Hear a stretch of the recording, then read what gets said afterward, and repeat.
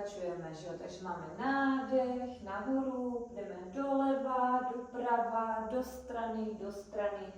Potom se zase vrátíme do tady té Tadasana pozice, dáme si židli doleva, doprava a potom jdeme dolů.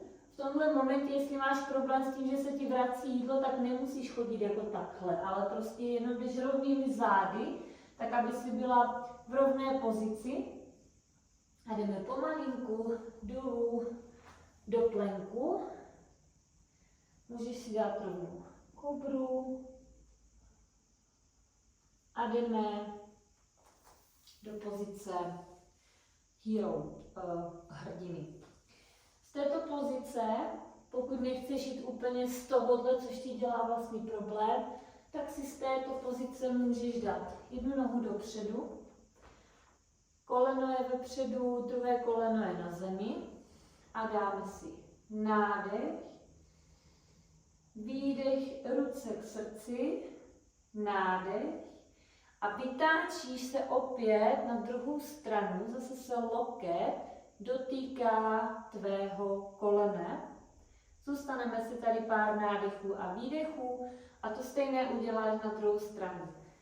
Takže si jenom vyměníš nohy, můžeš to udělat takto jednoduše, nemusíš tam hledat vůbec žádnou flow, žádné složitosti a dáš si opět nádech, výdech, ruce k srdci, nádech a s výdechem se vytáčíme vlastně externě na druhou stranu.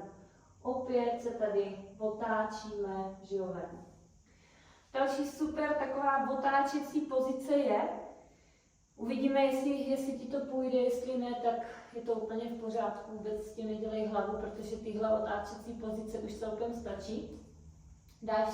Jdeš na všechny 4 a s nádechem zvedáš pravou ruku nahoru a s výdechem jdeš pomalinku a pod tělem, takto v tomto prostoru, dáš ruku pomalu na zem